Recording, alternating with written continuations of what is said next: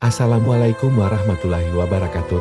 Pembahasan kali ini tentang kisah nyata, seseorang yang berbuat buruk dan melakukan dosa besar, mendapatkan surganya Allah, kelak dia dipanggil Allah Subhanahu wa Ta'ala. Sebelum lanjut, alangkah baiknya support channel Cahaya Islam, semoga kebaikan kalian dibalas oleh Allah Subhanahu wa Ta'ala. Dan mari kita bersolawat bersama kepada Nabi besar Muhammad Shallallahu Alaihi Wasallam. Tanda penghormatan kita terhadap beliau, Allah berfirman dalam surat Al-Ahzab, Inna Allah wa malaikatahu yusalluna 'alan nabi ya ayyuhalladzina amanu sallu alaihi wa sallimu taslima. Singkat cerita, si Fulan adalah sosok lelaki yang baik dan rajin beribadah, tidak pernah meninggalkan perintah Allah Subhanahu wa Ta'ala. Ujian yang membuat dirinya tidak ada arah tujuan untuk melakukan jalan yang dia pilih, tapi hal itu tidak membuatkan iman kecil di dalam hatinya hancur. Dia selalu mengingat Allah dan Nabi Muhammad Shallallahu Alaihi Wasallam ada di hatinya. Gimana kisahnya? Mari kita bahas. Bismillah, kita bahas.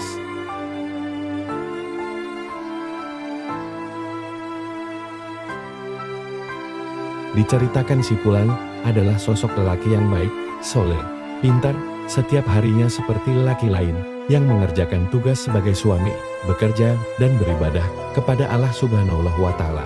Suatu ketika si Fulan mendapatkan musibah yang sangat besar yang didapatkannya, yang membuat dirinya tidak ada arah untuk melakukan hal yang dia pilih baik atau buruk. Saat pulang bekerja, entah kenapa pandangan dia pudar dan dengan keadaan yang sangat gelap, membuat dia semakin tidak melihat keadaan jalan. Dalam hitungan detik dia pun tertabrak mobil besar yang membuat dirinya mental dan berumuran darah. Untungnya si Fulan masih selamat. Hanya saja kaki yang kirinya tidak bisa digerakkan. Dia meminta pertolongan terhadap Allah dan sekitarnya. Saat itu pula pertolongan pun datang. Pemotor yang sedang melintas melihat keadaan si Fulan yang sangat terasa menyakitkan. Akhirnya si Fulan pun mendapat pertolongan dan dibawa ke rumah sakit. Setiba di rumah sakit, si Fulan diperiksa dengan teliti oleh sang dokter. Dengan keadaan tidak sadar karena obat bius yang disuntik ke dalam pasien, si Fulan pun tidak sadar apa yang telah terjadi. Dia hanya mengingat keadaan terakhir dia meminta tolong. Ketika sadar, si Fulan pun sangat shock dan kaget atas apa yang diterima. Dokter pun menjelaskan yang terjadi pada si Fulan. Si Fulan mendapatkan benturan yang sangat keras, membuat tulang kaki sebelah kirinya patah dan harus segera dipin dengan rasa yang sangat sedih. Si Fulan pun menelepon istrinya yang sedang dikontrakan, memberitahu atas apa yang dia alami. Istri si Fulan pun shock atas apa yang terjadi terhadap suaminya. Bergegaslah istri si Fulan ke rumah sakit dengan membawa anaknya. Si Fulan menjelaskan kepada istrinya atas apa yang dia alami. Istrinya pun tidak bisa berbuat apa-apa, hanya berdoa kepada Allah atas ujian yang saat ini diterima terhadapnya. Habislah sudah biaya kontrakannya dan uang masa depan anaknya untuk melakukan operasi si Fulan. Istri si Fulan pun mulai cemas dengan keadaan suami yang tidak sembuh-sembuh. Sedangkan biaya kontrakan harus dibayar, dan biaya anak sekolah dia harus bayar, dan belum keperluan yang lain. Sudah hampir setengah tahun, si Fulan pun masih berada dalam rumah sakit, dan belum kelihatan titik baik dalam keadaan kakinya. Seketika itu datanglah atasan si Fulan, menemui si Fulan dalam rumah sakit.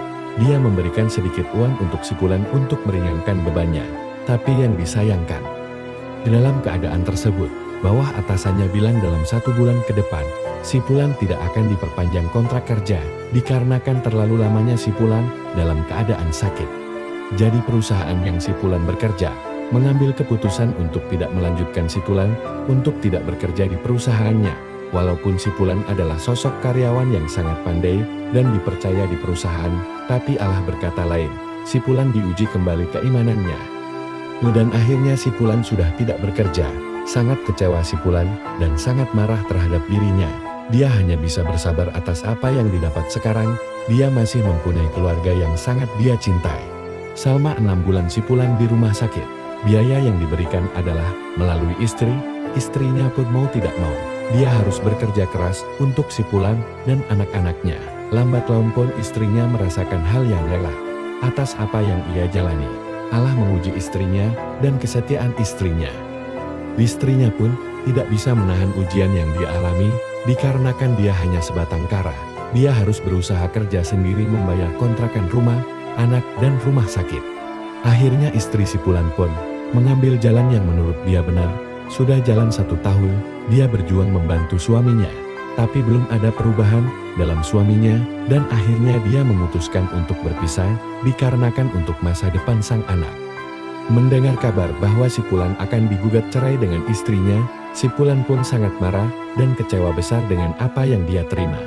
Bukan karena digugat cerai istrinya, melainkan ujian yang dialaminya. Dia tidak bisa berbuat apa-apa. Si Fulan sadar sebuah biaya yang dia terima semuanya dari istrinya. Dia berhak bahagia bukan mendapatkan kesusahan. Dan akhirnya si Fulan pun menerimanya atas apa yang istrinya mau. Hancurlah sudah hati si Fulan. Istri dan anak-anaknya sudah tidak bersamanya kembali. Kerjaan yang ditekunin selama ini tidak bisa membantu dia lagi. Sangat hancur keadaan si Fulan, semua yang dia miliki hilang seketika. Dalam 1 tahun ke depan keadaan si Fulan pun membaik dan bisa berobat jalan tanpa harus di rumah sakit. Setelah si Fulan meninggalkan rumah sakit dan ingin berjumpa teman lama untuk meminta tempat tinggal sementara sampai ia mendapatkan kerjaan seperti dulu. Berjalan 2 bulan si Fulan tinggal di rumah temannya itu, tak sadar temannya itu telah memberikan dia surat pernikahan yang tertera di namanya ada mantap istrinya. Sakit, kecewa, sedih, itu yang dirasakan si Fulan. Rasanya bunuh diri adalah jalan satu-satunya untuk menghilang rasa sakit yang dialami si Fulan. Teman si Fulan pun menyemangati si Fulan untuk bangkit dari keterpurukannya, dan akhirnya si Fulan ikhlas menerima keadaan yang telah dia terimanya. Lahirnya si Fulan mulai semangat kembali, walaupun rasa sakit yang diterima tidak hilang. Dalam beberapa waktu akhirnya si Fulan bekerja kembali. Walaupun kerjaan yang dilakukan tidaklah seperti yang dulu, rasa sakit yang dia alami tidak membuat dia lupa. Ketika dia mengenang masa lalu yang kelam, dia limpahkan kepada minuman keras dan perempuan malam. Setiap si Fulan menerima gaji, selalu dia berbuat seperti itu terus dan terus. Karena rasa sakit yang diterima, dia terpaksa melakukan hal itu. Tapi itu semua dia sadar, apa yang dilakukan adalah hal yang salah. Dia berusaha untuk seperti dulu menjadi pribadi yang lebih baik. Walaupun hati besar si Fulan sudah hancur agamanya, tapi di hati kecil dia tetap menempelkan agama yang dia imani. Ketika dulu dia selalu mengikuti gajian Islam, di mana dia selalu ingat gajian tersebut, dan sampai sekarang dia selalu menanamkan satu kajian tersebut. Bersolawatlah kalian terhadap Nabi Muhammad SAW. Niscaya Nabi besar Muhammad akan bantu urus kalian dari sisi dunia atau akhirat. Si Fulan selalu bersolawat kepada Nabi besar Muhammad SAW. Setiap detik, menit, jam dia selalu bersolawat kepada Nabi besar Muhammad SAW. Akhirnya rasa beriman dia mulai tumbuh kembali ketika dia selalu bersolawat kepada Nabi besar Muhammad SAW. Dia sadar atas apa yang dia lakukan adalah perbuatan yang salah dan keji. Meminum minuman alkohol dan berzina bersama wanita malam. Suatu ketika si Fulan pun ingin bertaubat dengan sungguh-sungguh atas apa kesalahan dia selama ini, yang dikarenakan kekecewaan dia yang sangat besar, yang membuat dia menjadi tidak ada arah jalan, yang diambil hanya keburukan bukan kebaikan. Ketika si Fulan mengingat kesalahannya dan ingin bertobat, Allah berkehendak lain. Si Fulan terlebih dahulu menghadap Allah Subhanahu wa Ta'ala sebelum si Fulan bertaubat. Nauzumin zalik. Akhirnya si Fulan pun meninggal dunia dan dibukakan pintu-pintu kesalahannya yang diperbuat selama di dunia. Sangat sedih dan perih atas apa yang dia lihat. Dia ingin kembali lagi ke dunia untuk memperbaiki atas apa kesalahan dia. Nasi pun telah menjadi bubur, tidak bisa dirubah menjadi nasi kembali. Begitulah si Fulan yang telah menyadari begitu sangat panas yang dia alami saat di alam barzakh. Ditimbanglah amal keburukan si Fulan, keburukanlah lebih besar daripada amal kebaikan. Akhirnya si Fulan pun ditarik dan digerek untuk disiksa oleh malaikat di dalam neraka, sangat panas dan mengerikan. Dia pun hanya bisa memohon perlindungan Allah dan Nabi besar Muhammad SAW agar si Fulan tidak disiksa di dalam neraka. Ketika itu, Nabi Adam melihat salah seorang umat Nabi Muhammad diseret oleh malaikat ke dalam neraka. Kemudian Nabi Adam memanggil Nabi Muhammad, "Wahai Muhammad." Kemudian Rasulullah Shallallahu Alaihi Wasallam menjawabnya dengan lembut, "Selamat datang wahai bapak dari para manusia." Kemudian Nabi Adam bertanya, "Sesungguhnya ada seseorang umatmu yang diseret ke dalam api neraka." Tanpa membuang waktu, Rasulullah Shallallahu Alaihi Wasallam bergegas menghampiri neraka yang ditunjukkan oleh Nabi Adam alaihi salam. Setelah menemukan seseorang, Nabi Muhammad berkata kepada malaikat yang menyeretnya, "Hentikan ya Allah, itu umatku." Dan para malaikat pun menjawab, "Wahai Muhammad, apakah engkau tidak membaca ayat dari Allah tentang kami, di mana kami dilarang mendurhakai perintah Allah?" Surat At-Tahrim ayat 6. Rasulullah lalu bertanya lagi, "Kembalikan lagi dia di penimbang amal perbuatan," dan malaikat pun menimbang kembali amal perbuatan orang tersebut. Namun hasilnya tetap sama, amal buruk lebih banyak daripada amal baiknya. Lalu Rasulullah Shallallahu Alaihi Wasallam mengambil secari kertas dari sakunya dan diletakkan di timbangan amal baiknya.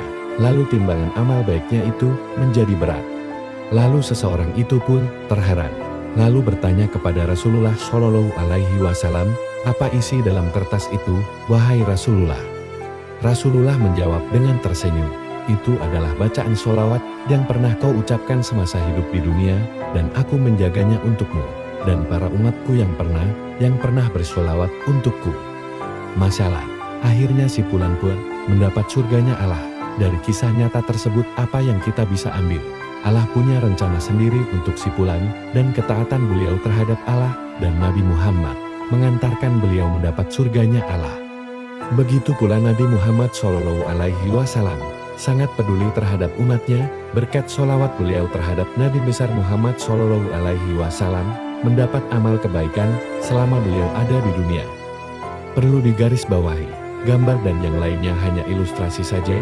Ambil hikmah dari ceritanya.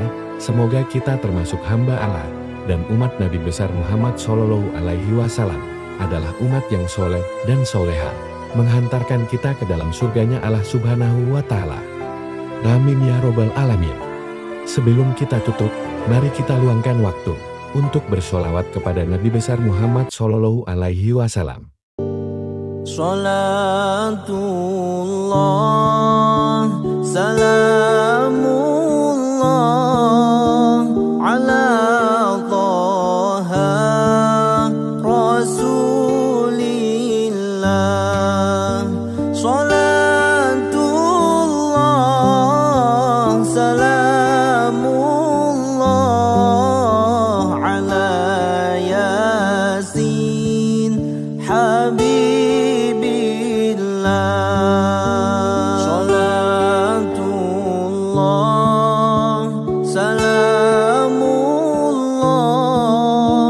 ala Taha Rasulillah. Alhamdulillah ya Allah. Terima kasih untuk yang sudah bersolawat kepada Nabi Muhammad Shallallahu Alaihi Wasallam. Semoga Nabi Muhammad menjaga kita di dunia dan akhirat. Amin ya Rabbal Alamin. Wassalamualaikum warahmatullahi wabarakatuh.